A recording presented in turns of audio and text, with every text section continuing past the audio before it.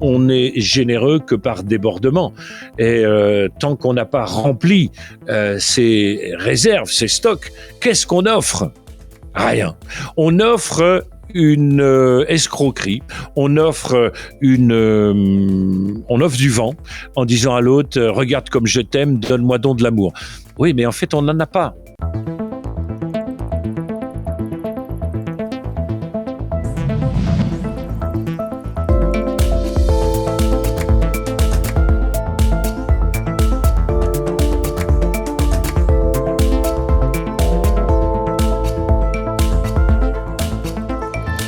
Je voulais savoir quelle distinction toi tu faisais entre le personnage, donc qu'on a déjà cité, et je sais que ce mot-là tu l'utilises aussi, le rôle. C'est quoi la différence entre ces deux mots pour toi? Magiquement différent. Voilà. Le personnage, c'est ce que notre cellule de crise a mis en place pour proposer aux autres, parce qu'elle fait l'hypothèse que ce personnage est mieux que nous, pour obtenir de l'amour, de la sécurité, de la reconnaissance. Ce personnage-là, on va le défendre, on va le montrer, on va essayer de le placer. Tu vois bien, une soirée à Noël, on attend notre petit moment où on peut dire que notre personnage a réussi ça, ou qu'il s'est payé un nouveau bateau, ou qu'en fait on a eu un examen, ou que gna gna gna. Donc on essaye de le placer partout, on essaye de faire qu'il soit cohérent, qu'il ait toujours raison, etc. Donc c'est notre monnaie d'échange, hein, c'est nos euros, égotiques, hein, on pourrait dire, on paye en égo, hein, on paye en euros. Et ce personnage-là, c'est une partie de nous que notre cellule de crise considère être possible de montrer aux autres, et elle est amputée de la partie qui doit rester dans l'ombre. Donc, s'il y avait moi, une petite partie, c'est mon personnage. Une autre partie, c'est l'ombre, qui correspond grosso modo au pile et face. Hein, le pile, c'est la lumière. Le face, c'est l'ombre. Le pile, c'est le personnage. Le face, c'est l'ombre. C'est ce que, en fait, je dois absolument pas montrer dans l'environnement. Je prends conscience que moi, je suis dans un personnage. Et puis un jour, je suis en train d'étudier des biographies, j'adore ça, je suis un petit peu nostalgique, j'ai une petite qui doit être liée à la tristesse que j'ai aussi en interne, et je regarde la biographie de Jean-Paul Belmondo, et puis à ce moment-là, je vois que il débute dans le cinéma, et puis il a un début de carrière absolument fulgurant, génial, etc. Et très vite, il monte au box-office et il finit, tu sais, en haut de l'affiche, le professionnel, etc. Et il fait des millions d'entrées. Sauf qu'à un moment donné, il commence à faire des films un petit peu comme Le Guignolo, des trucs comme ça, qui sont des films qui sont très mauvais et dans lesquels, malheureusement, on a un petit peu toujours le même personnage, le personnage de Bébel, tu vois. Et Bébel, c'est bonjour, c'est moi qui là, et tu sais, il se la pète, machin, etc. Donc c'est marrant, mais au bout d'un moment, quand tu as été voir un film de Jean-Paul Belmondo, tu en parles autour de toi, tu dis qu'est-ce que t'as pensé du film de Belmondo? On va te répondre tu sais, c'est un Bébel, quoi. Hein. Donc au bout d'un moment, il y a plus de surprise. Et c'est ce qui caractérise les gens qui sont coincés dans leur ego. On en parlait encore en famille il y a quelques jours. Quelqu'un qui est coincé dans son ego, en fait, il n'est pas surprenant. Il est totalement prévisible. Tu sais que tel événement dans l'environnement, il va générer tel comportement, tel événement, tel comportement, tel déclencheur, telle réaction. En fait, il est en automatique du personnage, en automatique du mécanisme de défense, du mécanisme de censure. Et donc, ce qui se passe pour Jean-Paul Belmondo, c'est qu'à un moment donné, sa carrière, le Bébel, il est plus bankable. En fait, voilà, il a fait un petit peu le tour. On en a marre. Les gens se sont lassés. Surtout que les derniers personnages qu'il a joués étaient dans mon monde un peu ridicules. Voilà. Donc, le Guignolo, je crois. Enfin, je sais plus. C'est un truc débile. Et donc, il disparaît des grands écrans. Bon, très bien. Et je me dis, ah ouais, tiens, ça c'est marrant ça. En fait, les gens, ils achètent un ticket de cinéma, c'est pour aller voir un film. Et en fait, qu'est-ce qu'ils voient? C'est un Bébel. Donc ils se disent, c'est bon, moi j'achète un ticket, je veux bien voir un film. Toujours un Bébel, un Bébel, un Bébel. Donc ils n'y vont plus. Et moi, en même temps, je suis dans la période où je me dis, mais comment ça se fait que tous les gens qui me trouvaient cool à une époque, j'avais plein d'amis, à la maison, c'était un peu la maison de Coluche, tu vois, il y avait toujours des gens à manger, on était je sais pas combien, c'était un peu la fête, tu vois, c'était table ouverte, etc. Et j'ai maintenant, je me retrouve dans mon Morbihan, je suis tout seul, même mes enfants viennent plus me voir. Mes amours, c'est pas terrible, mes amis, c'est pas terrible, ils ont plutôt tendance à me déserter. Je me dis, mais je dis, qu'est-ce qu'il y a de commun tous ces cons? Moi, je dis, apparemment, c'est moi, tu vois.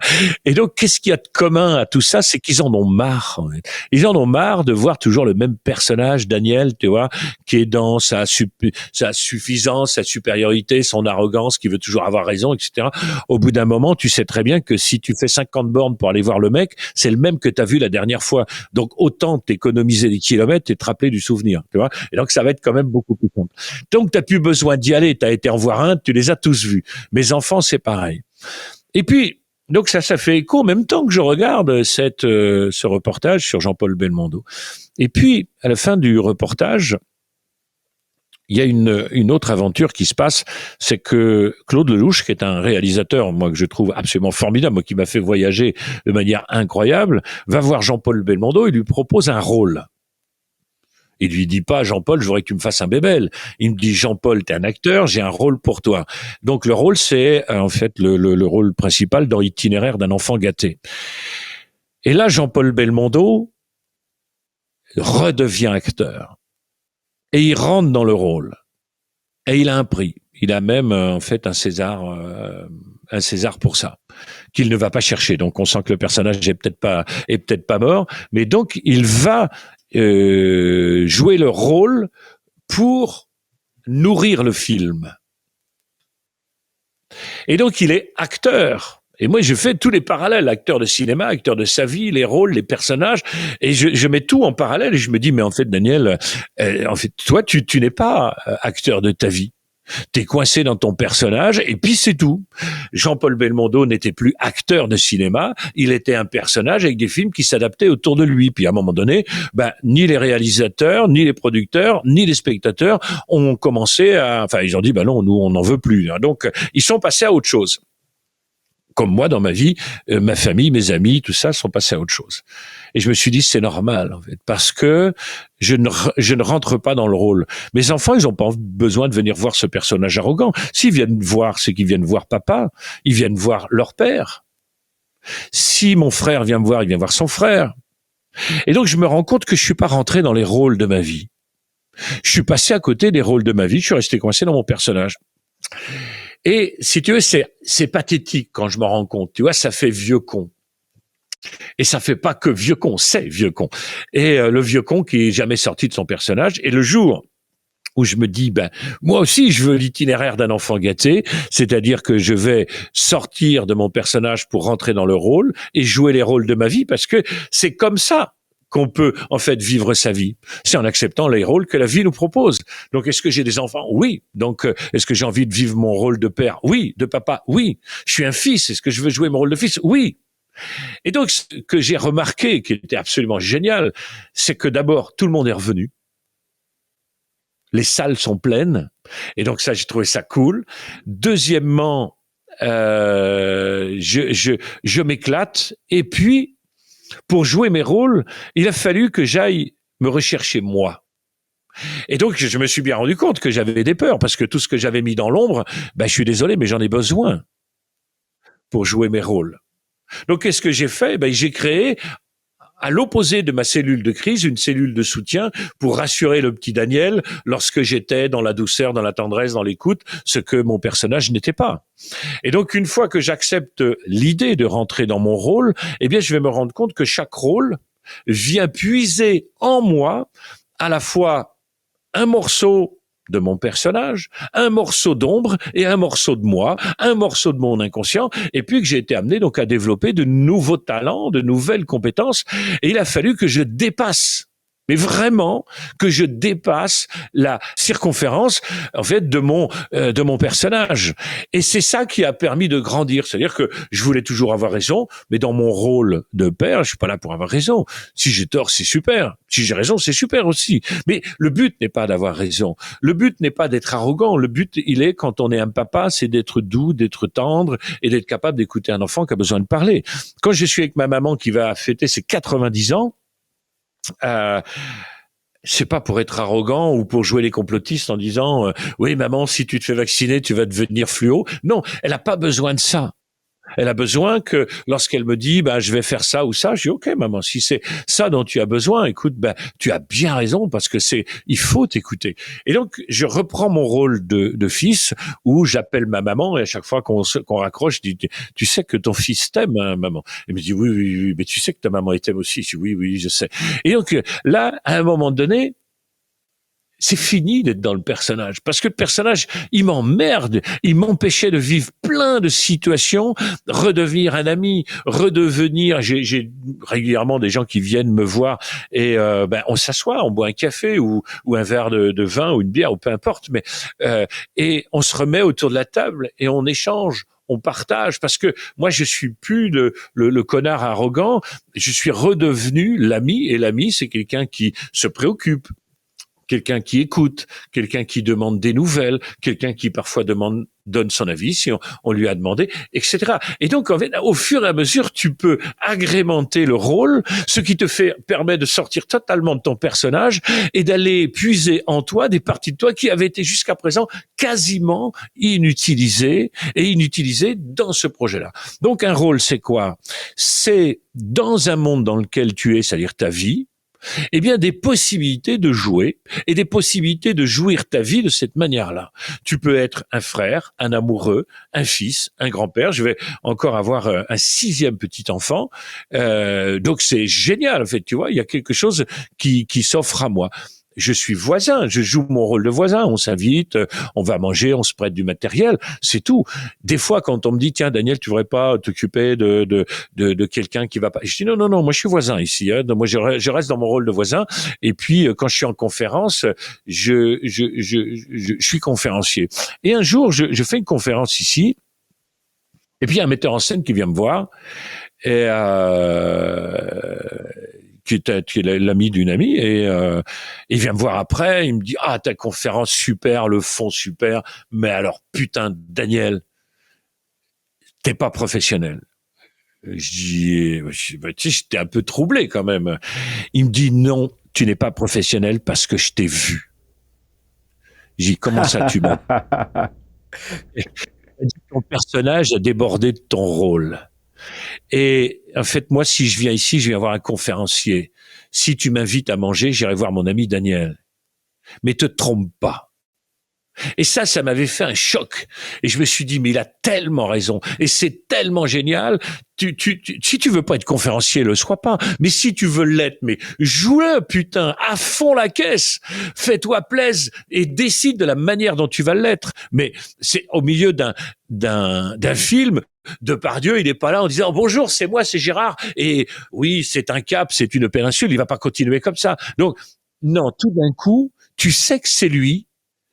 Mettez dans le rôle. Il est rentré dans son rôle. Et là, en fait, on va voir apparaître un truc qui est en fait l'antidote du personnage, c'est la singularité. C'est-à-dire que au travers tous les rôles que tu vas remplir, la manière dont tu vas les remplir, les valeurs que tu vas mettre dedans, l'implication que tu vas mettre dedans, c'est ça ta singularité. Donc arrête de vouloir exister au travers de ton personnage, vis les rôles de ta vie et tu vas te rendre compte que la singularité, c'est-à-dire que t'inquiète pas, on te connaît et on te reconnaît et c'est OK pour ça. Mais surtout, ce qui est important, c'est que quand tu rentres dans le rôle, regarde bien si ça te nourrit et si la manière dont tu le fais te nourrit. Parce que là, tu es en direct maintenant.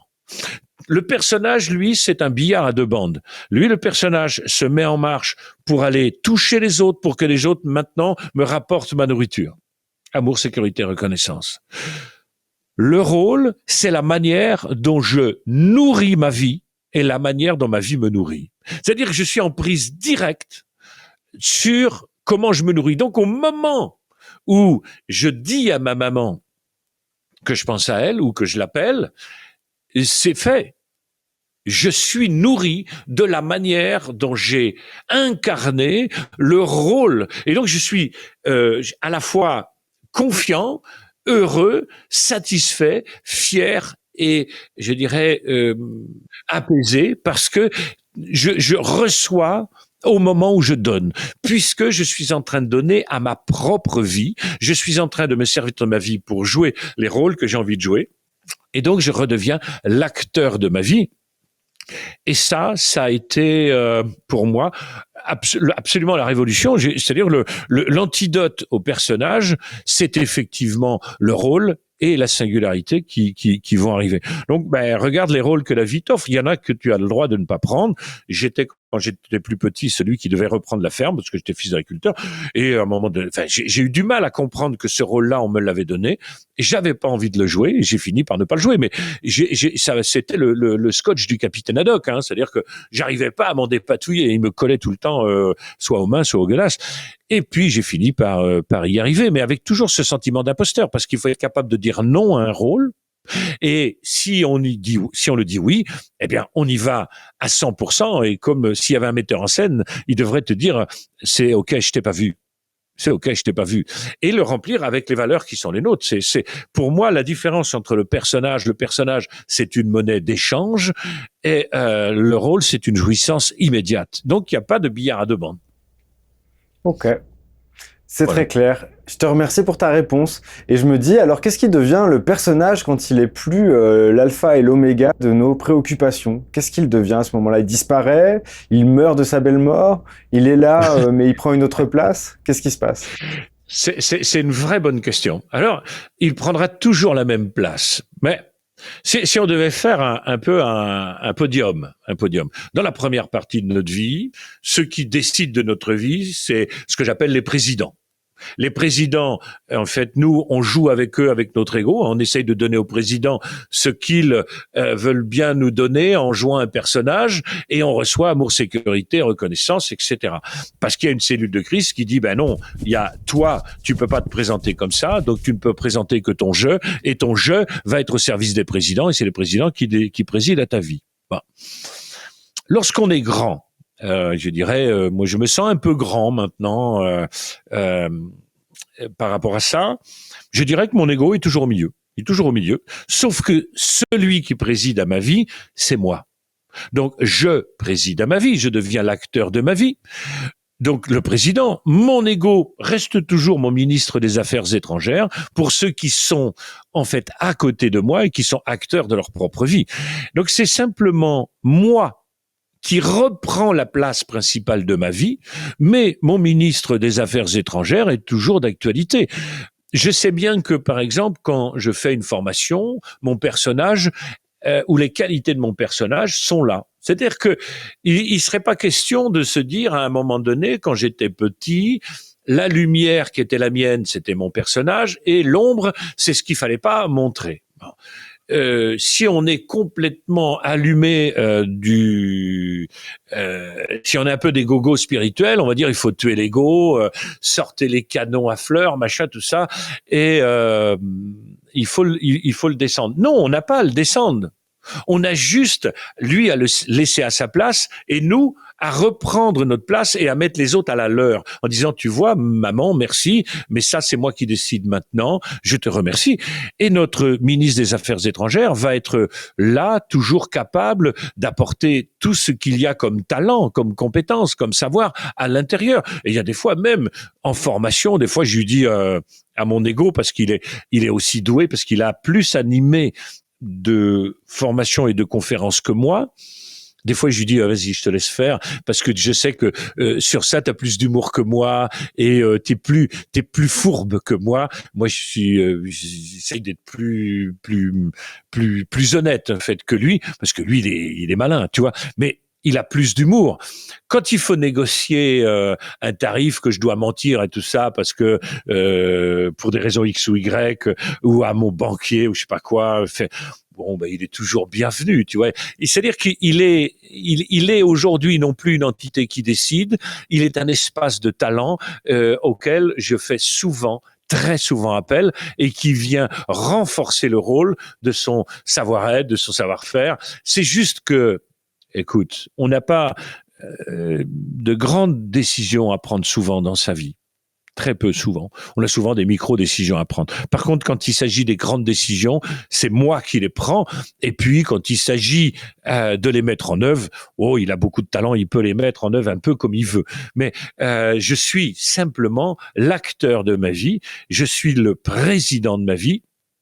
Et j'ai remis les autres à leur place. Je me suis mis à ma place, c'est-à-dire à la présidence. Et puis les autres, et puis mon ego, ben, il reste toujours un ambassadeur, un ministre des Affaires étrangères avec un talent tout à fait intéressant pour comprendre comment est-ce qu'on peut obtenir de la part des autres parfois ce dont on a besoin. Et je me souviens, il y a pas très longtemps, j'étais dans l'Est, parce que je vais beaucoup dans l'Est là-bas, je sais pas pourquoi, mais c'est comme ça. Et j'avais une conférence à faire le lendemain ou une formation, et puis j'étais dans l'hôtel, puis je m'installe tranquillement.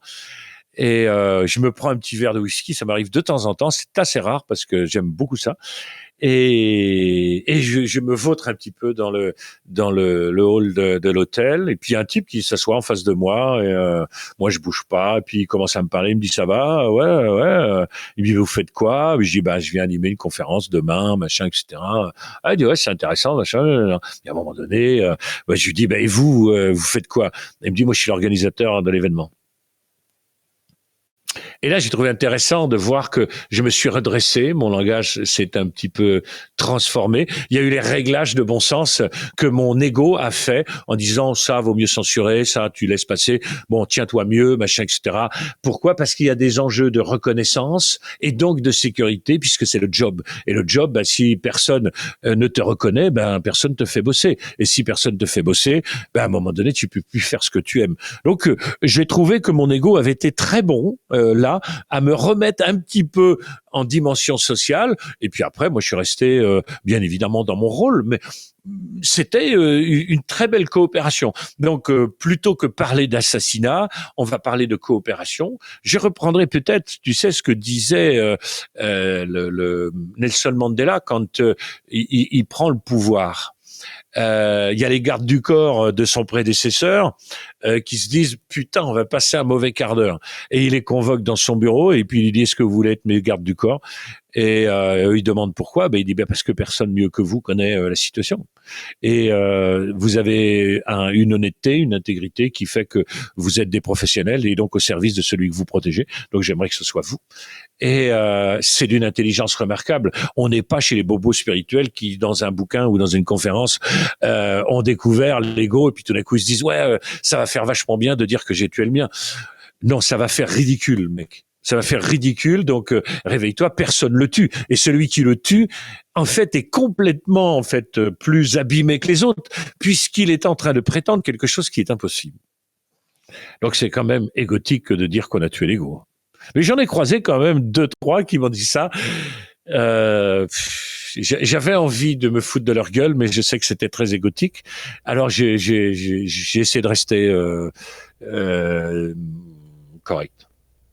Et c'est pas toujours simple parce que ça vient me titiller, je t'avoue. Voilà. Je comprends. Merci Voilà. pour ça. Et puis, du coup, il y a beaucoup dans ton langage. Donc, on a vu le personnage, le rôle, et je me demande, est-ce que le réalisateur, pour toi, c'est bien la vie en général avec un grand V, ou est-ce que c'est autre chose?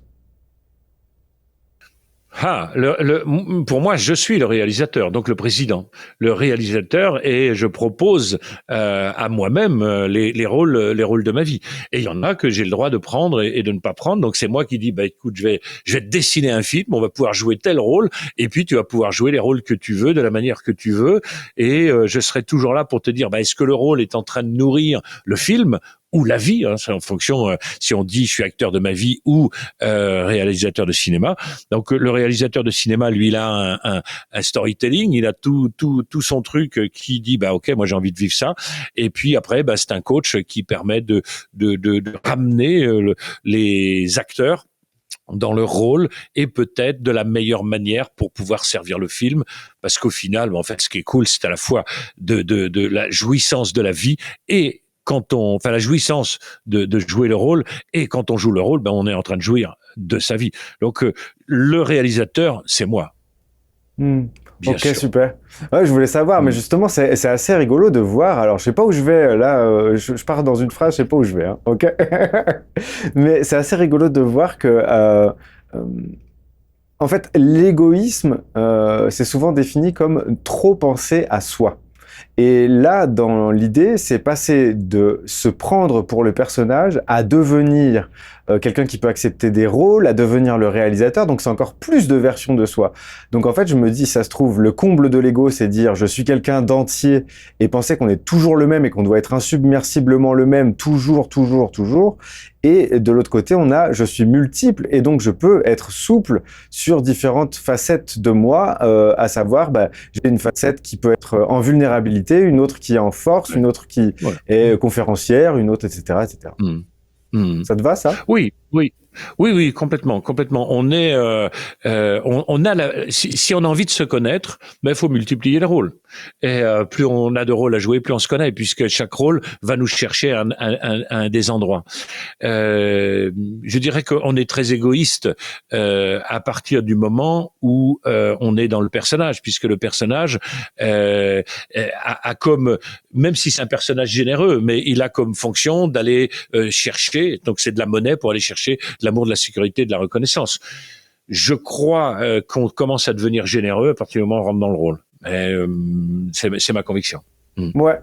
Et ben, autre paradoxe, puisqu'on est à l'intérieur de ça, je me demandais si on pouvait être altruiste par égoïsme. Bien sûr. C'est la base même de l'ego. Hein. Si on prend le personnage aidant, aimant, le personnage 2, il est totalement altruiste en apparence, bah parce que en fait il est égoïste. Tout ça parce qu'il veut obtenir de la reconnaissance, parce qu'il a une peur fondamentale du rejet. Ok, c'est ok tout ça, faut juste le savoir. Mais c'est vrai que quand on a affaire en énéagramme à des personnes qui sont en base 2, oh vache, qu'est-ce que c'est dur pour elles d'intégrer que leur altruisme n'est que la parade de leur personnage pour obtenir pour eux de l'amour, de la sécurité, de la reconnaissance, et que c'est très très autocentré. Mais c'est à partir du moment où on accepte le fait que on est altruiste par égoïsme qu'on commence à progresser. Dès qu'on regarde les deux faces, enfin le pile et le face, les deux côtés de la pièce, ça y est, on progresse, c'est ok. Et dans nos rôles, on a besoin à la fois de l'égoïsme et de l'altruisme. En fait, on va aller récupérer la totalité de ce qu'on avait mis en lumière et dans l'ombre, et on arrête de couper ça en deux, parce qu'en fait c'est la même chose. On en a juste besoin. On peut pas considérer à un moment donné qu'il y a un truc qui soit bon et un truc qui soit mauvais. Non, on a besoin de tout, et on va aller visiter tout ça grâce au rôle. Pour moi, le rôle, c'est le moyen de locomotion vers soi le plus magique, le plus rapide et le plus varié. Ok, super. Et bah, du coup, Ouais. ce que je me disais aussi, c'est dans les paradoxes, il y a le fait de dire s'aimer soi-même, c'est égoïste, alors que finalement, le fait de ne pas s'autoriser à de l'amour de soi, c'est demander aux autres de bosser pour cet amour à notre place et faire tout ce qui est en notre pouvoir pour que les autres le fassent de façon presque obligatoire. Donc finalement, ça devient plus manipulatoire et on demande aux autres de bosser pour nous. Oui, donc ça montre à quel point moi je suis assez je vais dire pessimiste ou objectif sur l'amour. En fait, on se rend bien compte que c'est souvent une association d'intérêts, tu vois, et que nous ne sommes pas des êtres suffisamment évolués pour parler d'amour. En fait, on mime l'amour pour en donner aux autres en espérant qu'ils nous en donnent de la vraie. Bon, c'est un peu de la fausse monnaie pour acheter des vraies quiches, quoi. Donc, le truc, c'est une belle escroquerie. Mais c'est ainsi, et je crois que on est généreux que par débordement. Et tant qu'on n'a pas rempli ses réserves, ses stocks, qu'est-ce qu'on offre? Rien. On offre une escroquerie, on offre on offre du vent en disant à l'autre regarde comme je t'aime, donne-moi donc de l'amour. Oui, mais en fait on n'en a pas. Parce que si on en a, on sait que quand c'est du vrai amour, il est donné sans rien attendre en retour. C'est la différence entre donner et offrir. Quand on donne, on attend en fait un retour. Quand on offre, ça s'arrête là, puisque le retour est dans le fait d'offrir. Tu vois. Et c'est, je me rappelle l'autre fois, j'avais amené des macarons à quelqu'un parce que je me disais tiens, ça va lui faire du bien. J'avais envie de lui offrir. C'était un acte pour moi pleinement d'amour. Et puis quand je suis revenu chez moi, il y avait des œufs. Ah, je dis merde. Elle a cru que je lui avais donné ces macarons. Et parce qu'il a fallu qu'elle me donne quelque chose en retour, alors que c'était offert. Et si on commence à être plein, eh bien, il nous vient pas l'idée de donner une contrepartie à ce qu'on nous a donné. On est sorti de ces affaires de marché, c'est-à-dire je te donne, tu me donnes, je te donne, tu me donnes. Non, on est dans un truc, je suis heureux parce que moi je suis plein, je suis heureux de partager ça avec vous. Donc c'est une dimension qui est différente. Quand quelqu'un à un moment donné nous reproche de nous avoir offert quelque chose, on peut simplement lui préciser avec une certaine gentillesse que s'il nous reproche ce qu'il nous a offert, c'est parce qu'il nous l'a donné. Voilà. Et du coup, c'est très intéressant parce que ça ferait que donner, c'est en fait donner de la dette finalement. Oui. C'est donner de la dette et créer de l'interdépendance par peur que ça circule pas, quoi. Donc Absolument. En fait, c'est jouer le rôle de la vie à sa place d'une certaine façon. C'est exactement ça. Et j'aime bien cette notion qui dit que quand on a un jardin, on s'en fout un peu de l'heure d'ouverture des magasins. Et donc c'est ça. Je vois tous les gens qui ont un jardin où ils ont tellement de trucs dedans. Il y a le truc qui les fait kiffer, c'est d'offrir. Et moi, mon père, il était comme ça. Il dit, vous allez pas repartir sans emmener les poireaux, tu vois. Et parce qu'il y avait ce truc, son jardin, il donnait tellement, il avait plus que pour lui, tu vois. Mais je dis pas qu'il aurait pas donné s'il avait pas eu assez, mais ça aurait été différent. Ouais, tout à fait. Ok. Et je me demandais du coup si ce système de crise qui donne l'ego, est-ce que cette cellule de crise, pardon, c'est comme ça que tu l'appelles, Oui. est-ce que c'est le siège qui donne lieu à la compétition entre les humains, puisque il faut pour être digne de reconnaissance, de sécurité et d'amour, il faut être mieux que les autres. Il faut se vendre dans sa version nec plus ultra, dans ce qu'on a compris qu'il fallait donner aux autres pour qu'ils nous assurent ce retour-là. Est-ce que donc du coup la compétition ne naît pas d'une certaine manière de ce procédé-là? Si. Les 4 ingrédients qui nous montrent que l'ego est là, c'est qu'on se regarde avec les yeux des autres. Première chose, se regarder avec les yeux des autres. Dès qu'on se regarde avec les yeux des autres, on a un choix à faire, une voiture à acheter, on passe en revue non pas ce que ça me fait à l'intérieur de rouler dans cette voiture-là, mais tous les commentaires que les gens pourraient faire sur moi. Alors, donc ça, c'est un des premiers moyens. Deuxièmement, on aime avoir raison. Donc que notre personnage ait raison. Pour qu'on ait raison, il faut bien souvent que les autres aient tort. Hein. Voilà. Donc ça c'est vraiment une constante. Donc oui, il y aura des débats, des discussions à n'en plus finir pour avoir raison. Le troisième point, c'est le contrôle. J'ai besoin de contrôler les autres, contrôler, par exemple, je peux contrôler pour être le meilleur de la soirée, je peux contrôler à savoir qui est-ce qu'il y aura pour pouvoir être le meilleur, ou être le plus à la hauteur, ou le plus décalé, ou le plus savant, ou le plus. Donc oui, il y a une compétition. Automatiquement et toujours, quels que soient les personnages, même ceux qui jouent les modestes vont être en compétition avec d'autres modestes pour être le plus modeste que les modestes. Et puis, il y a le toujours plus, c'est-à-dire que notre peur de perdre et notre peur du manque fait qu'on a toujours tendance à saisir toutes les occasions pour en faire plus. Et s'il y a des gens autour de nous qui en font plus, eh bien on va avoir tendance à en faire plus. Donc se regarder avec les yeux des autres, avoir raison, contrôler et toujours plus, ce sont les ingrédients qui nous montrent que on est un petit peu coincé dans le truc, quoi. Ok, donc, super. Oui. Quand on rencontre ce personnage qu'on a créé, Oui. le risque c'est de vouloir lui péter la gueule et de lui dire qu'est-ce que tu fous là. Comment tu est-ce que tu ressens de la tendresse pour ton personnage, déjà, première question. Ouais. Et est-ce que vous êtes potes, quoi? Ouais, aujourd'hui on est potes. Cool. Oui, aujourd'hui on est potes. Si je devais faire une métaphore, c'est comme si, tu vois, t'as 40 ans et tu reçois un courrier du notaire et puis il te dit vous avez hérité d'une maison. Waouh! Tu dis wow, c'est cool ce truc et tu regardes sur la carte à quel endroit elle est. Oh bah tu mets pas 10 minutes à prendre ta caisse et t'y vas, tu vois. Puis t'arrives devant la maison et tu te rends compte que waouh, c'est à l'intérieur d'un bois. Et puis il y a un beau portail, tout est bien entretenu. Tu ouvres le portail, il y a une allée, tout est entretenu. Tu rentres dans la maison, c'est propre. Tu ouvres les robinets, ça coule. Tu ouvres le frigo, il fonctionne. Les gouttières sont nickel. La toiture est impeccable. Le terrain est bien entretenu. Tu dis waouh, mais qu'est-ce que c'est que ce truc, tu vois. Et puis à un moment donné, tu entends du bruit au fond du jardin. Puis tu vas au fond du jardin, puis tu vois qu'il y a un bonhomme qui est là. Tu dis bonjour monsieur, bonjour, bonjour. Alors lui il dit bonjour, hein. Bonjour Daniel, ça va? Il dit vous me connaissez? Il dit oui, je vous connais, ouais, ouais. Il dit mais vous êtes qui? Il dit moi je suis le gardien des lieux. En fait, je suis là pour entretenir la maison. Il dit mais vous êtes là depuis combien de temps? Il dit je suis là depuis votre naissance. Moi on m'a dit un jour vous verrez, il y a un gars, il viendra et il viendra prendre possession de la maison.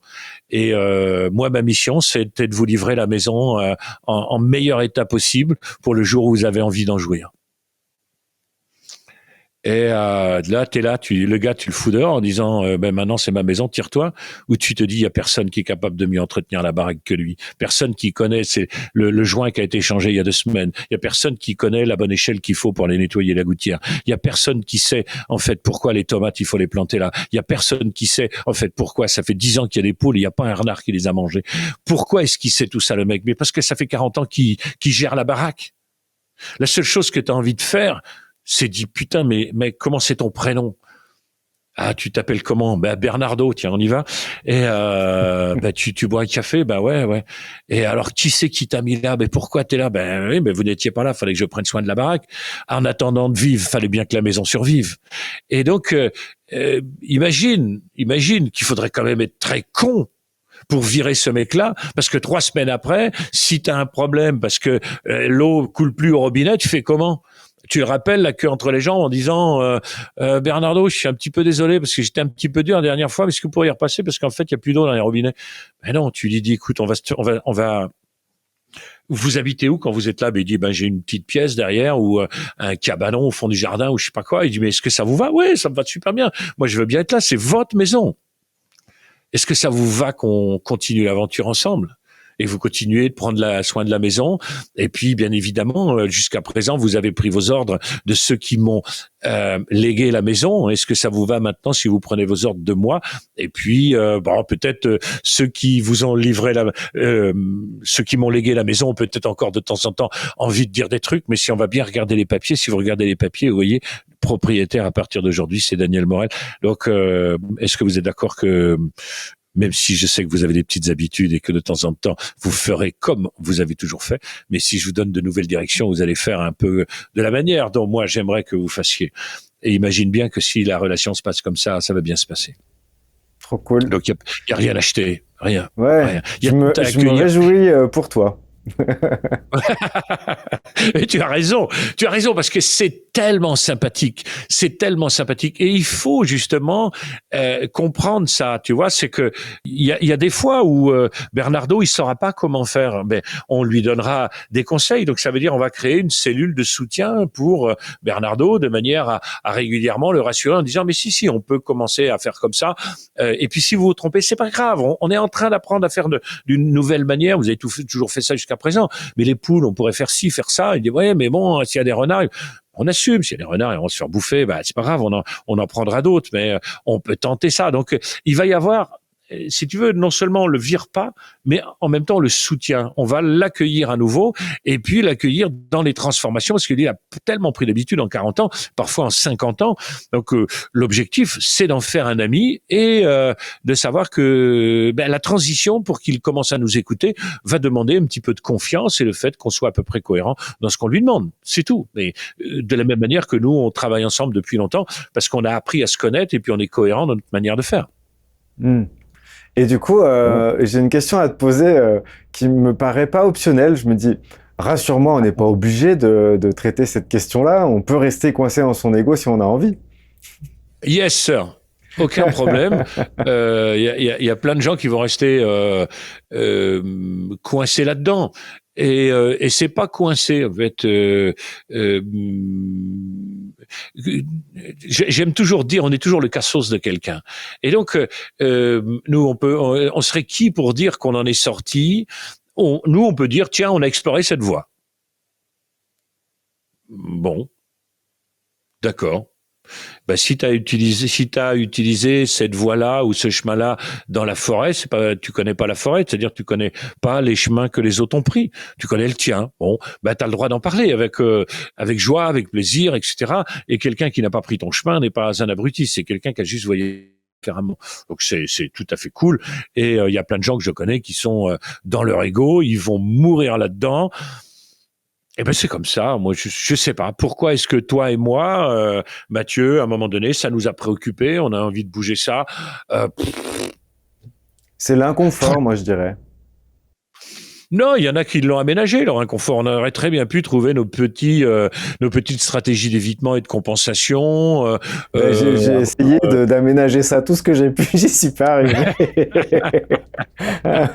Essaye les drogues, enfin, fais d'efforts, putain. Le truc, c'est chacun, voilà, il y a des gens sans doute qui ont un niveau de conscience ou un niveau d'insupportabilité d'un truc et qui font que, bon, ils font péter le truc. Moi, je me suis toujours senti comme ça, tu vois, en recherche, en machin. Voilà. Bon, après, il y a plein de trucs que je sais pas faire parce que des d'autres qui sont pas fait chier avec leur ego se sont complètement impliqués dans quelque chose et ça les a rendus, ça leur a donné beaucoup de plaisir dans la vie. Bon, et je n'ai pas la prétention d'être plus heureux que la plupart des gens. J'ai une prétention, je me trouve plus heureux qu'avant, mais c'est tout. Ok. À titre personnel, j'ai l'impression que au niveau historique de l'humanité, ça fait très peu de temps qu'on peut faire autre chose qu'être des professionnels du fait de vouloir dépasser le stade de la survie. C'est comme si pendant hyper longtemps, on avait développé des moyens d'être de plus en plus aptes à faire franchir ce pas, de plus en plus nombreux, parce qu'il y a toujours des exceptions, il y a de tout temps des personnes qui ont, je crois, réussi à accéder à cette dimension-là, mais elle était beaucoup moins démocratisée qu'aujourd'hui, puisqu'aujourd'hui, on a plus de temps pour nous, on a plus d'accès à l'information, et donc ce qui peut provoquer la saturation exogène que tu mentionnais plus tôt, peut aussi concourir au fait d'accéder à cet espace-là au-delà de la survie. C'est pour ça aussi des fois qu'on est frénétiquement en train de cliquer sur des vidéos et de vouloir emmagasiner de l'information parce qu'on sent qu'à l'intérieur de ça, il y a potentiellement des déclics qui vont nous permettre de dépasser cette putain de survie. Et donc du coup, je me demande, est-ce que quand notre mère accouche d'une version de nous qui va développer de l'ego par nécessité, parce que y a une cellule de crise qui va se mettre en place parce que c'est trop d'un coup, est-ce qu'il n'est pas de notre responsabilité ou alors de notre volonté potentiellement d'accoucher de nous-mêmes d'une deuxième fois pour dépasser la survie et faire un pas timide au sein de ce qu'il y a après, c'est-à-dire la vie? Voilà. La réponse est oui. Oui, c'est oui. C'est il y a la naissance du monde de maman au monde dans lequel on est, et la naissance de la survie à la vie, donc du personnage au rôle. C'est là où effectivement depuis peu nous nous trouvons. Si on prend 1790, donc l'espérance de vie était de 27 ans. Donc travailler à l'épanouissement, tout ça, bah, non, c'est très récent. C'est très récent. C'est le problème de riches. Hein. C'est les problèmes de riches, les problèmes de gens qui vont bien, c'est les problèmes de gens qui ont à manger, c'est les problèmes de gens qui ont un toit, c'est les problèmes de gens qui ont des amis, c'est les problèmes de gens qui ont un travail. La plupart des autres sont en survie. Et c'est intéressant aussi de se rendre compte que beaucoup de gens n'ont pas créé encore les conditions de leur survie et ils voudraient être dans les conditions de vie. C'est pas à négliger non plus. C'est-à-dire être aimé, c'est important. Être reconnu, c'est important. Être en sécurité, c'est important. Donc, avoir des rentrées d'argent, c'est important. Créer des relations, c'est important. Donc, faut pas non plus négliger en se disant, tout d'un coup, je découvre que la vie serait le Graal. Certainement pas. Parce que vouloir vivre en n'ayant même pas les moyens de la survie, j'ai vu parfois des gens en formation, suivre une formation, peu importe ce que c'était, et tout d'un coup dit je quitte mon travail parce que maintenant, avec la loi d'attraction, je vais me lancer dans un truc. Oh, le vautrage total, 6 mois après, c'était la merde partout. La survie, c'est important. Avant de jouir de la vie, il faut survivre. Tu vois, moi, si aujourd'hui on profite de cette journée, Mathieu, c'est parce qu'on est en vie. Et que raisonnablement, on a aussi un logiciel de survie qui marche plutôt bien. Donc, passer de la survie à la vie, non, c'est développer l'option de la vie sur la survie. Tu vois? Et donc, c'est pour ça que notre ego n'est absolument pas à jeter. Il est tout à fait le bienvenu, il est tout à fait nécessaire. De la même manière que si on reprend la métaphore de la maison, si à un moment donné on veut inviter des gens, il vaut mieux qu'il y ait de l'eau, que les chiottes soient pas bouchées, qu'on s'enlise pas dans le chemin et que le portail de la propriété puisse s'ouvrir. Tu vois, des trucs de base, tu vois, qui va faire que peut-être on va passer une meilleure soirée, ou en tout cas que la soirée pourra avoir lieu. Après, qu'elle soit bonne ou mauvaise, c'est la manière dont on a la capacité de voir le plein et le vide. Voilà, c'est ça. Mais soyons... tu vois, quand je fais une formation, j'essaye toujours de dire, dans les 6 mois qui viennent, aucune polarité. Ça veut dire, ne prenez aucune décision importante. Laissez tout ça travailler, machin, etc. Parce que au départ, moi, j'étais là dans l'enthousiasme fou, et puis j'en voyais qui disaient, ouais, je quitte ma femme, je quitte mon mec, je change de métier, enfin... Et ça crée des dégâts absolument considérables. Non, tu ne passeras pas dans une dimension de vie parce que tu supprimes la survie. En fait, il faudrait être un peu gingolant en fait des hémisphères, tu vois, pour que à un moment donné on se dise il suffit de supprimer un truc. C'est comme dire pour être dans mon moi profond, je dois tuer l'ego ou tuer le personnage. Bon, on parle sérieusement. Voilà, donc c'est très important. C'est très important cette précision. Je trouve que vraiment c'est capital de voir que la vie émerge parce que la survie est là.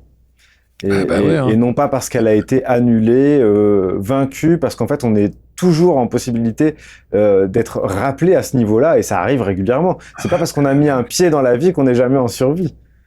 Si tu veux mettre un pied dans la vie, faut que tu sois vivant. Hein. Et une des raisons pour lesquelles on fait cet entretien tous les deux, c'est qu'on est vivant. Hein. Donc on a mis en place des stratégies de survie qui ont marché. Il faut surtout pas les négliger. Et il y a des fois, moi je fais du social, par exemple, c'est-à-dire que je vais dans des endroits parce que j'ai besoin de faire du social. C'est des stratégies de survie, c'est pas automatiquement ce qui me fait kiffer, etc. Mais ça fait partie pour moi des stratégies de survie, d'être connu et reconnu et d'être apprécié dans un environnement. Voilà, j'étais encore hier à négocier des tarifs pour des grosses conférences, des machins, des trucs comme ça, parce que en fait moi je paye le kilo de beurre salé le même prix que tout le monde. Donc j'ai besoin d'argent. Ok. Je suis ravi de l'échange qu'on vient d'avoir. Je voudrais savoir si, d'après toi, dans ce que tu aurais voulu exprimer, il y a des questions que je t'ai posées qui t'ont pas amené aux bons endroits et que tu aimerais préciser certaines choses, ou même juste évoquer la formation que tu proposes. La formation que je propose, elle parle bien évidemment de tout ce qu'on a dit, mais en prenant beaucoup plus de temps, puisque c'est plus d'une dizaine d'heures d'enregistrement. Mais ça va dans ce sens-là. On va un peu plus loin, puisqu'on va aussi, une fois qu'on a identifié les rôles de notre vie, on va aussi voir à l'intérieur quelles sont les qualités qui sont à disposition pour réussir dans les rôles qu'on entreprend. Tu m'as dit tout à l'heure que tu allais bientôt être papa. C'est un rôle non négligeable, et donc il suffit pas de se lancer à corps perdu dans le rôle. Il faut savoir, est-ce que nos traits de caractère sont là pour alimenter mon rôle. De la même manière que le rôle alimente la vie, les traits de caractère alimentent le rôle. Les traits de caractère, ça vient du marquage, de la sculpture, tu vois, d'imprimer. On passe une grande partie de notre vie à fabriquer nos traits de caractère, puis après nos traits de caractère, ils fabriquent notre vie. Donc il vaut mieux être un petit peu au courant. Moi, j'ai fait la sélection d'une dizaine de traits de caractère qui me semblaient absolument fondamentaux et que dans mes accompagnements, j'ai pu observer comme étant défaillants et amenant, malgré la bonne volonté, à des désastres. Parce que la bonne volonté, c'est pas suffisant. Il faut aussi avoir une forme d'efficacité parce que les résultats, c'est mieux qu'ils soient là. Donc, cette formation, c'est 30 ans de travail, de synthèse et euh, de mise en évidence de la manière dont notre cerveau doit fonctionner si on a envie de réussir dans ce qu'on entreprend. Et peu importe ce que c'est. Tu vas entreprendre d'être un papa, c'est pour toi. D'autres vont entreprendre de développer leur activité, c'est pour eux. Quel que soit le rôle, c'est pour eux. Donc sortir du personnage qui nous enferme et nous condamne à obtenir toujours plus des mêmes résultats, pour rentrer dans un rôle qu'on va décider par nous-mêmes de la manière, de la forme et du fond pour alimenter notre vie et alimenter le rôle avec des traits de caractère qui sont extrêmement qualitatifs et qui vont faire qu'on reste vivant. Parce que vu qu'on n'a pas l'intention de reproduire ce qu'on a toujours reproduit au travers de notre personnage, eh bien notre rôle, lui, nous invite à rester vivant et donc créatif. Et donc il y a tout un tas de traits de caractère qui vont être absolument nécessaires. Donc cette formation-là, pour moi, elle est incontournable, indispensable. C'est le cadeau que j'aurais voulu me faire, non pas à 20 ans, parce que j'aurais rien compris, et j'étais pas dans la disposition, mais un petit peu plus tard, quand j'ai commencé à me poser 2-3 questions et avoir 2-3 résultats qui étaient bien à côté de la plaque, c'est la formation que j'aurais voulu m'offrir et que je mets à disposition du maximum de gens aujourd'hui, et je suis assez content parce que c'est vrai que ça démarre très très bien. Je suis très content de l'accueil que peut avoir cette formation, tout en sachant qu'on n'a quasiment pas commencé à communiquer, mais elle est déjà bien accueillie. Est-ce que j'ai des choses sur lesquelles j'ai été peut-être frustré? Non, je ne vois pas. Je vois pas. Non. Je suis jamais frustrant avec toi parce que tu as un grand panel de questions.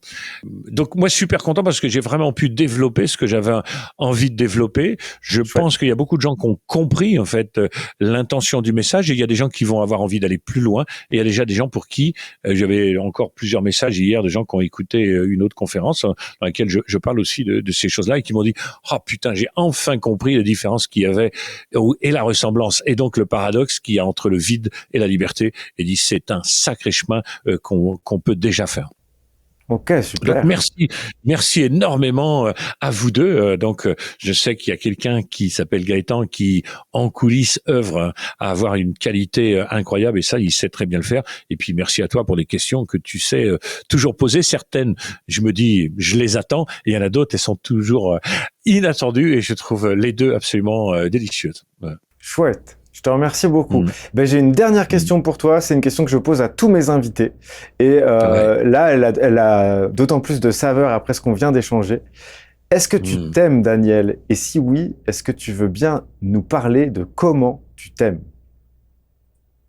Oui, et je m'aime, et c'est fluctuant. Il y a des fois où je suis moins en forme, il y a des fois où c'est plus difficile, et j'arrive moins à voir l'homme que je suis devenu, moins à voir les résultats que j'ai obtenus, moins à voir les relations que j'ai obtenues. Et puis il y a des fois, et la plupart du temps, oui, je m'aime parce que c'est à la fois un regard que je pose sur moi et je me dis waouh, c'est vraiment chouette tout ce que tu as parcouru, l'homme que tu es devenu, et parce que aussi je fais des choses que si j'étais mon amoureux à moi, ben c'est des choses que mon amoureux m'aurait offertes et que je me suis offert moi-même, c'est-à-dire du temps, c'est-à-dire une qualité de vie. Je trouve que si je ne m'aimais pas, je ne mettrais pas autant un point d'honneur à m'offrir une vie de qualité où, tu vois, samedi, on va avec les enfants dans le golfe du Morbihan, on va à la pêche.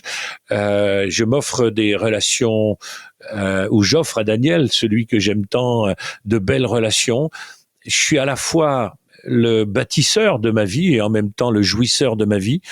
Et j'aime bâtir la vie dont j'aimerais jouir, et j'aime jouir de la vie que je me suis bâtie, et les deux me vont bien. Donc je me dis que si ça c'est pas une histoire d'amour, je me demande ce que c'est. Donc oui, je crois que je m'aime, et il y a des moments où je doute de tout ça, mais ça je pense que c'est tout à fait logique. Le fond est de l'amour et de la joie envers moi. C'est comme un soleil qui brille, et de temps en temps, il y a des nuages de peur. Donc oui, des fois, c'est plus difficile, mais la l'amour est là. Où c'est plus difficile, c'est que des fois j'ai du mal à le percevoir et je sais maintenant que c'est juste parce que j'ai du mal à le percevoir. Mais ça n'est plus le fait que je ne m'aime pas, c'est le fait que je n'arrive plus à percevoir que je m'aime. Voilà, ça m'arrive parfois encore. Merci pour cette réponse, Voilà. merci pour ce moment passé ensemble. Je vais passer la main à Gaëtan qui a écouté tout ce qu'on s'est échangé pendant ces 2 heures. Alors, tu vois, tu m'avais dit 1 heure, mais on est encore sur 2 heures. Oui, mais je me dis que tu dis 1 heure pour pas dire 2 heures, parce que si tu disais 2 heures, on en faisait 4, c'est ça? C'est une stratégie. On a des preuves à l'appui.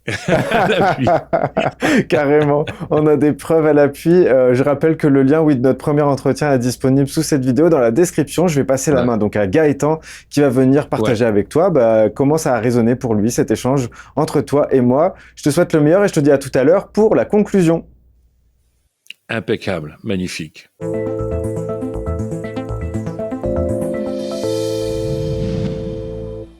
Eh bien bonjour Daniel, ravi d'avoir pu suivre votre entretien, ravi d'avoir pu suivre vos échanges avec Mathieu où on a parlé aujourd'hui, grâce à lui et grâce à toi, de l'ego et puis en parallèle aussi un peu de l'énéagramme qui était le sujet de notre précédent rendez-vous que nous avions eu la chance d'avoir avec toi en présentiel à l'époque.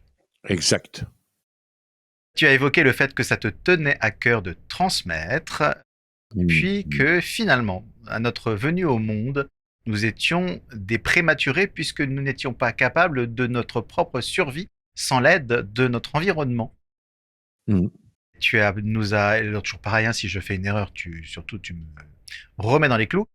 Tu nous disais qu'à ce moment-là, l'ego, la cellule de crise était là pour venir faire en sorte que la survie puisse se faire et que certains d'entre nous, ça c'est plus la fin de votre conversation, pouvaient rester finalement peut-être toute leur vie dans l'ego, donc toute la vie dans cette survie à défaut de pouvoir dépasser cet ego. Ce qui ne veut pas dire l'annihiler, ce qui ne veut pas dire le supprimer, ce qui te ferait plutôt rire les gens qui disent qu'ils ont supprimé leur ego, mais qui veut juste dire le dépasser, puis pouvoir le regarder tranquillement, en rire, et parfois même continuer à l'utiliser quand tu parlais de personnages, de conférences, de réussir à finalement capter un auditoire. Après tout, pourquoi ne pas utiliser ce personnage que l'ego a créé?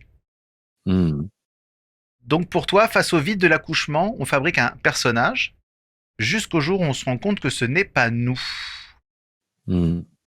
Est-ce que dans la glace, dans ce moment-là, l'impression, c'est de regarder un étranger, c'est de regarder quelqu'un qu'on pensait connaître mais qu'on ne reconnaît plus? Comme on a aimé un amoureux ou une amoureuse et que tout d'un coup on lui dit « je ne te reconnais plus ». C'est pas mal. C'est pas mal. Par rapport à l'amoureux, c'est je ne reconnais plus ce que j'ai vu au début. En fait, tu es beaucoup plus que ça et tu es beaucoup différente. Et j'avais acheté juste cette partie-là de toi et je me rends compte qu'il y a aussi tout ça. Eh bien, faut savoir que notre personnage n'est pas nous.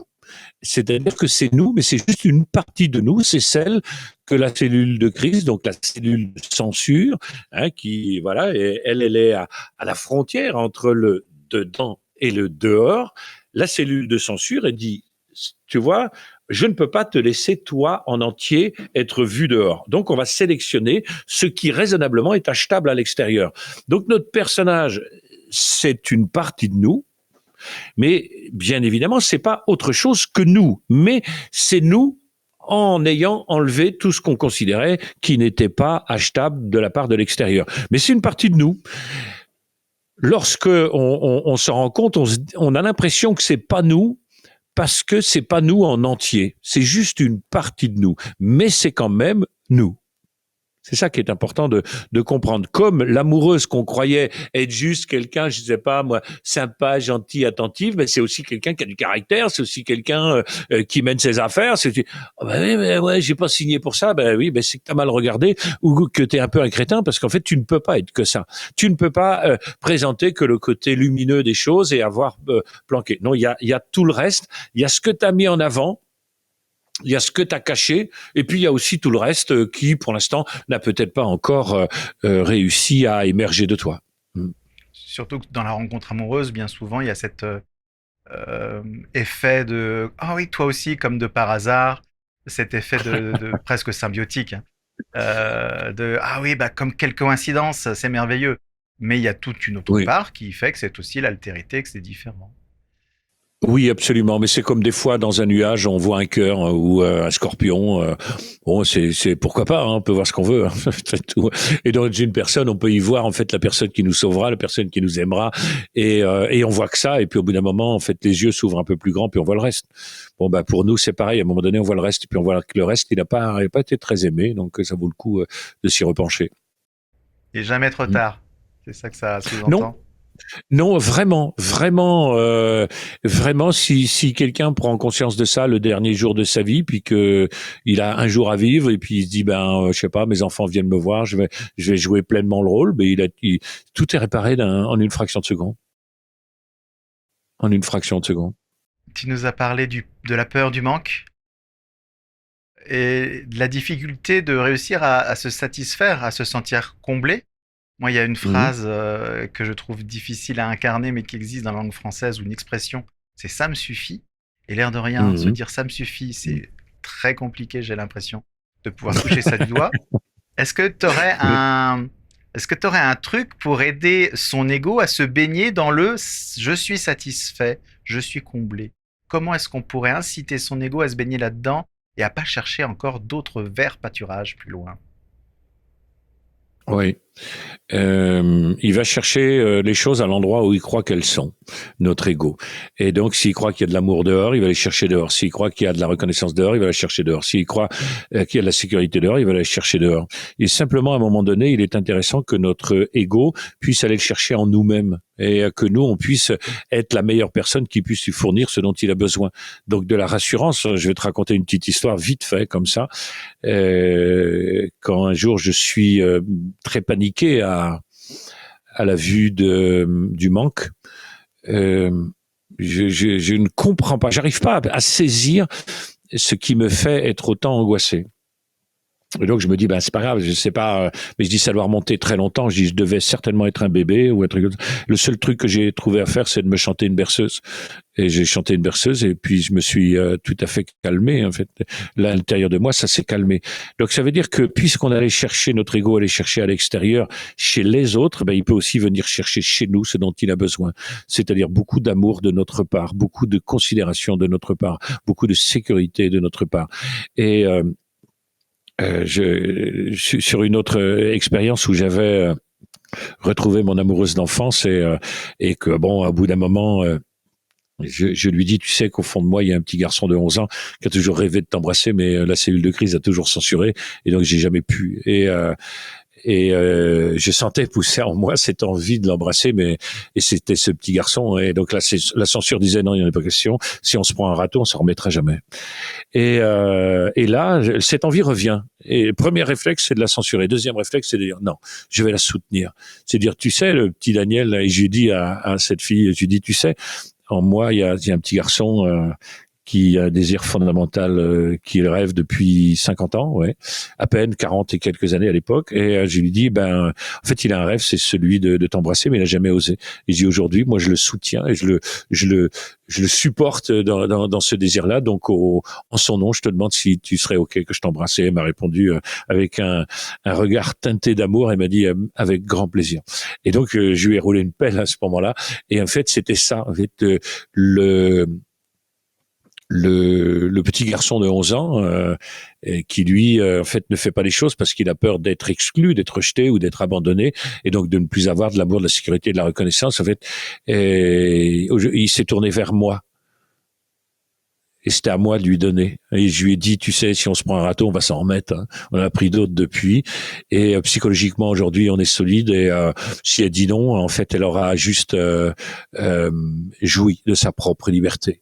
Et nous, en fait, on aura été jusqu'au bout de ce qui est possible pour nous. Et ça a été fantastique de réussir à penser ça. Donc c'est vraiment ça, c'est-à-dire que ne laissons pas notre personnage ou notre ego tout seul, soutenons-le. Nous avons eu une cellule de censure, alors on met en place, je dirais en remède, une cellule de soutien. Oui, maintenant on va le faire parce qu'on est grand. Maintenant, nos rêves d'enfant, on va les réaliser et parce qu'on est grand. Voilà.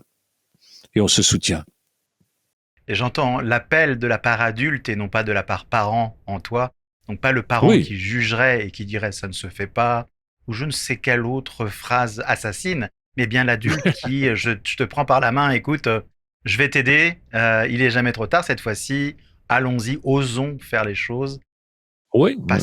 passons à cette étape de verbaliser. Mhm. Mhm. Et c'est marrant parce que tu viens de me faire prendre conscience d'un truc quand j'étais petit, puisque j'avais rencontré à un mariage de mon cousin une jeune fille, je sais pas quel âge elle avait, 7, 8 ans, 8 ans, 9 ans, on avait dansé ensemble et elle m'avait écrit une lettre et puis j'ai trouvé ça, j'étais tout content et puis je suis retourné voir ma mère et puis j'avais écrit une lettre puis je lui ai demandé à ma mère est-ce que je peux avoir un terme? Elle me dit pourquoi faire? Je dis ben, c'est pour écrire à cette fille. Elle me dit il n'en est pas question, ça ne se fait pas. Et j'ai dit ah bon d'accord. Et puis voilà, j'ai gardé ça. Et donc tu vois, ça ne se fait pas. En fait, il est exactement dans ce que tu dis. Et en fait, je pense que ça a été une phrase qui a été fondatrice de la censure que j'ai mis en place parce que je ne pouvais pas moi me permettre de dépasser les consignes de ma mère. J'aurais perdu l'amour, la sécurité, la reconnaissance dont moi, petit garçon, j'avais absolument besoin. Donc bah, j'ai obéi et j'ai mis ça dans ma poche. Et je me rends compte, grâce à ta phrase, quelques années plus tard, que en fait c'était un des éléments de censure. Puisque ton comportement n'est pas aimé de la part de l'environnement, si tu as ce comportement, c'est toi qui ne seras pas aimé. Donc, évite d'avoir ce comportement. Donc, ça a fait partie de la censure. Et donc, À un après, il y a autre une niveau, cellule de soutien. à un autre niveau, je l'ai aussi une castration quand même, hein. Oui, c'est une autre époque. Ça fait un demi-siècle. C'est une autre époque. Je comprends. J'ai pas d'animosité par rapport à ça. Je trouve que c'est inadapté, mais je le comprends. Fallait pas faire de bruit, fallait pas faire de vagues, fallait pas, voilà. Alors, mais c'est vrai que je me souviens de la naïveté dans laquelle j'étais, ou dans la simplicité dans laquelle j'étais de répondre, et dans le fait que, pouf, ça arrête totalement la machine, mais totalement. Et donc, pouf, terminé. Une Et efficacité tel un missile. oh, c'est un missile. Ah bah oui. Oui. C'est un avion avec des passagers à l'intérieur hein, qui étaient là en train de prendre du champagne. Ah oui, ils n'ont rien vu venir. Eh ben moi c'est pareil, j'ai rien vu venir. Tout d'un coup, pouf, voilà. J'étais dans une comment on appelle ça, la naïveté de l'enfant, enfin dans l'insouciance de l'enfant. Vraiment, je trouvais ça formidable. Moi, j'adorais cette fille et ça s'est arrêté là. Il y a jamais rien eu après. Et Alors, c'est la censure. C'est la censure, mais ça c'est m'envoie à- la manière. C'est la manière dont on a de survivre, voilà.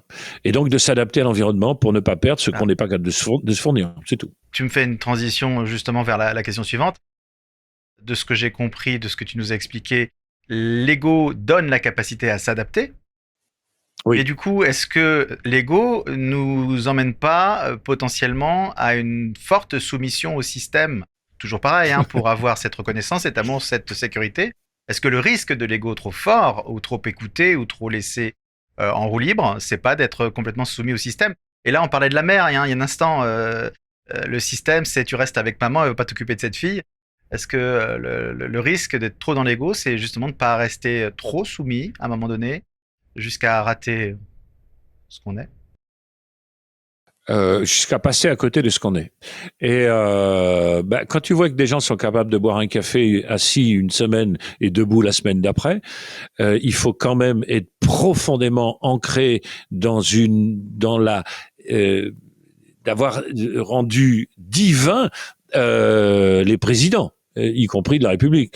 Et donc, à un moment donné, avoir peur de décevoir un environnement qui pourrait, à un moment donné, nous apporter la sécurité.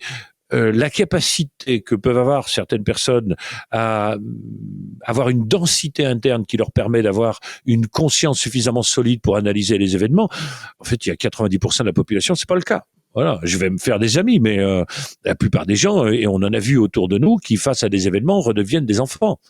Des enfants, voilà. Et en fait, ils savent plus rien faire, ils n'ont plus de référence interne parce qu'ils n'ont pas nourri la densité. Et la densité, quand tu passes ta vie à t'éviter, à un moment donné, il y en a pas. Et il m'a fallu un courage absolument phénoménal pour dire à cette fille qu'il y avait un petit garçon qui avait envie de l'embrasser. Et vu qu'elle a bien voulu, d'ailleurs, je lui dis, et l'adulte que je suis devenu a aussi la même demande. Elle m'a regardé avec les mêmes yeux et m'a répondu avec plaisir. et on a recommencé. Donc il y avait une réparation sur la totalité de l'événement. Donc moi j'ai trouvé ça absolu. Elle sait que je parle d'elle. J'en dis pas plus sur qui elle est, mais une fois j'ai fait une vidéo là-dessus et elle m'a envoyé un petit mot. Elle me dit merci Daniel parce que c'est une belle histoire. Et c'est vrai que c'est une belle histoire. Voilà. Elle s'en souvient, moi je m'en souviens. C'était chouette quoi. Et en même temps, c'est peut-être tourné sous forme de jeu, et c'est justement les enfants qui se rencontrent dans ce moment-là. Donc enfin, tout est aligné. C'est Oui, chouette. oui. Oui, et Et comme puis tu dis, ça voilà. retrouve une certaine naïveté. Oui, c'était l'occasion. En fait, c'est tant qu'un truc a été censuré comme ça, tant qu'un truc a été censuré, eh ben il reste en stock et il attend. Et non seulement, je dirais, il attend pas de manière passive, je pense qu'il attend de manière proactive l'événement qui va pouvoir faire qu'on va le traverser cette fois-là. Et ça, c'est vraiment ce que j'ai ressenti ce jour-là. Je me suis dit, la vache, ton système a tout organisé pour qu'à un moment donné, ce qui avait été obligé d'être arrêté à cause d'une censure externe puisse se rejouer de manière à ce que tu puisses le jouer. Et je dis là, il est hors de question de remettre ça 50 ans plus tard. J'aurais 110 ans, je me vois pas rouler une pelle à mon amoureuse d'enfance. Donc, je me dis, c'est le moment ou jamais. Et puis, c'est là où j'ai trouvé le génie de notre système qui n'est qu'une machine à se réparer et à continuer les chemins qui ont été censurés. Ouais, je trouve ça splendide. Et donc, tout ce qui nous arrive, tant que c'est pas réglé dans l'histoire, tout ce qui nous arrive, c'est des tentatives de le régler. C'est un peu comme ça, c'est redémarrer en fait. Quand tu me dis histoire, c'est un peu comme si tout d'un coup la vie redémarrait, et justement ça parle d'une envie au départ, d'une envie de Oui. l'embrasser. Ah, mais carrément. Carrément. Et donc, on se recrée les conditions pour pouvoir le vivre. Et ces moments-là sont magiques. Si on les saisit, il y a une joie incommensurable, énorme. Si on le recensure, c'est horrible. C'est une petite mort. C'est horrible. C'est horrible. C'est l'histoire se perpétue. Ça recommence. C'est toujours comme ça. Il y a une espèce de truc de mise en panne de notre propre système, de notre joie de vivre. Tu vois, ça me fait penser à mon chien. Il adore venir avec moi. Puis il y a des fois, je peux pas l'emmener. Et quand je mets ma veste, il est là, il est tout fou. Je sors dehors et je lui dis non, tu viens pas. Et quoi qu'il était en train de faire, il s'arrête, il me regarde, il dit non, non. Et je sens toute sa peine, tout son enthousiasme, toute sa joie qui s'effondre là, tu vois. Eh ben, je crois que c'est pareil. Et des fois, j'ai du mal à pas l'emmener parce que je sais la joie qu'il a de venir et la tristesse qui l'envahit quand il peut pas venir. Eh bien, il y avait ce carrefour-là. Je suis face à Isabelle. J'ai la peur d'être rejeté parce que je l'ai toujours eu. Et le désir de l'embrasser. Donc, le désir de l'embrasser crée la cellule de soutien, la peur d'être rejeté crée la cellule de crise. Maintenant, il y a à supporter quelque chose. Il y a une décision à l'intérieur de soi qui dit OK, qu'est-ce que j'encourage? Bon, voilà. Je sais ce que j'ai fait. Cette histoire, je la raconte tout le temps parce que je la trouve absolument géniale. Et puis, elle est très métaphorique de toute la vie. Voilà. Ça se présente, ça se représente. Putain, mais vois-le, quoi. Vois-le et fais-le. Voilà. Dans ce que vous avez échangé avec Mathieu, il y avait quelque chose qui était de dire que l'ego est prévisible. Donc quelqu'un qui reste très fortement dans son ego est quelqu'un de très prévisible. Ouais. Que tu ne voulais pas rester coincé dans ton personnage parce que tu ne voulais pas apparaître comme un vieux con. Ouais. Que tu as décidé d'accepter de jouer les rôles de ta vie, d'accepter de jouer la vie. Et je me suis posé la question, cette réflexion que tu évoques en disant j'ai accepté de jouer ma vie, c'était quelque chose qui date d'il y a combien de temps? Cette façon d'appréhender les choses, elle date d'il y a combien de temps pour toi? Ouais, 5-6 ans, pas plus. Hein. Pas plus. C'est bien souvent des moments où j'ai mis un genou à terre, tu vois, et où il y avait le petit poids supplémentaire qui appuyait trop dur pour que je puisse me relever et qui me faisait dire bon bah là il y a quelque chose qui colle pas quoi, tu vois. Et oui, je dirais oui un peu moins de 10 ans, mais c'est récent hein, malgré tout. C'est récent. Je comprends Lego il y a plus de 10 ans.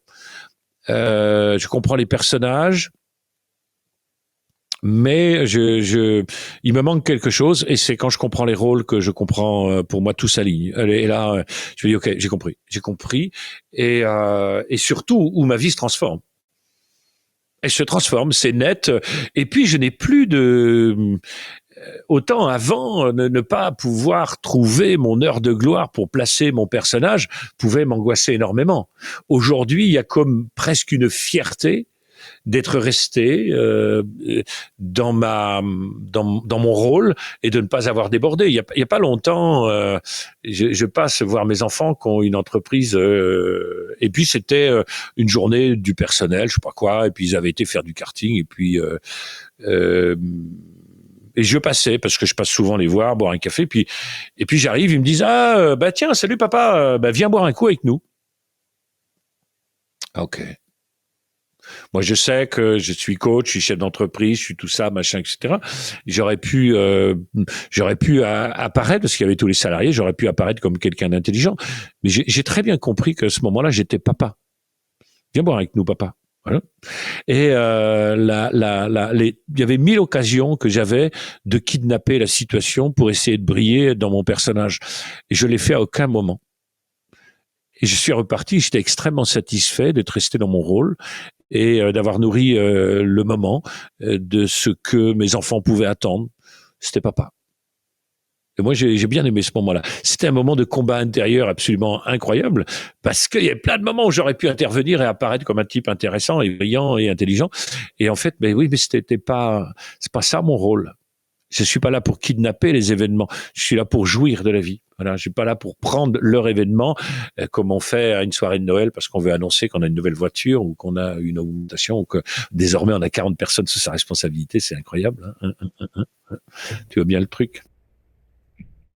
Par rapport au rôle, il y a quelque temps, j'ai eu une expérience, c'est-à-dire qu'il y a quelqu'un qui me connaissait peu, qui m'a accompagné sur une demi-journée et qui m'a suivi dans différents endroits où j'avais justement différents rôles. À un moment donné, on n'avait pas de témoin, donc j'étais dans le rôle de la personne qui l'accompagnait. Ensuite, on arrivait dans un groupe où j'avais un rôle, une fonction. J'étais membre de ce groupe, de cette association. Donc, elle m'a vu dans ce rôle-là. D'ailleurs, quelque part, les autres attendaient que je joue ce rôle-là, puisque c'était mon statut. Et la question qui est venue à un moment donné en fin de soirée, c'est alors, le vrai toi, c'est qui? T'aurais répondu quoi à ça, toi? Eh bien, si tu veux connaître le vrai moi, il faudra que tu me vois dans tous mes rôles, et puis la totalité de mes rôles, bah, c'est moi. C'est moi. À chaque fois que je joue un rôle, je joue une partie de moi. Et à chaque fois que quand je suis papa, je suis obligé d'aller chercher ce bout-là. Quand je suis fils, je vais chercher. Donc tout est vrai. C'est simplement que on ne peut pas être soi entièrement à un moment donné. Donc les circonstances nous font utiliser tout ça. Si au lieu de te suivre toi, il avait suivi un mécanicien, puis il avait à étudier sa caisse à outils. Eh bien, pour qu'il puisse voir la totalité des outils qu'il y avait dans la caisse à outils, il va falloir que le mécanicien se trouve face à une grande divergence de réparation. Et là, à un moment donné, il dira « Waouh, j'ai vu toute la caisse à outils parce qu'en fait, tu t'es trouvé dans plein de situations différentes. » Ben, c'est pareil. Donc là, pour l'instant, il t'a vu sortir quelques rôles, mais il t'a pas vu dans ton rôle. Je sais pas si tu as des enfants ou si tu as un compagnon, une compagne, etc. Ou des amis. Et ben, si tu avais vu dans les autres rôles, ils auraient dit « Ah, ben tiens, c'est aussi toi. » Donc quand tu me vois, et quand je suis dans mon personnage, c'est aussi moi. Sauf que ce n'est pas le personnage qui nourrit ma vie, ce n'est pas le rôle qui nourrit ma vie, c'est ce qui permet d'obtenir de la part des autres de l'amour, de la sécurité, de la reconnaissance. Donc c'est aussi moi. C'est-à-dire que on peut dire que le personnage est un rôle que j'essaye de faire jouer dans toutes les situations. Donc, j'essaye de serrer un boulon de 13 avec un tournevis. C'est ça le problème. Donc, la différence du rôle, c'est que c'est adapté à nourrir ma vie et à jouir de ma vie. Alors que le personnage, il est là pour se servir, c'est une monnaie, voilà, c'est tout. Donc c'est pas du tout la même chose, mais c'est moi aussi. C'est un manque de variation, en fait, le personnage. C'est Bébel, hein. Bébel, au bout d'un moment, on n'y va plus, hein. De ce que tu nous as dit, on mime l'amour pour en avoir.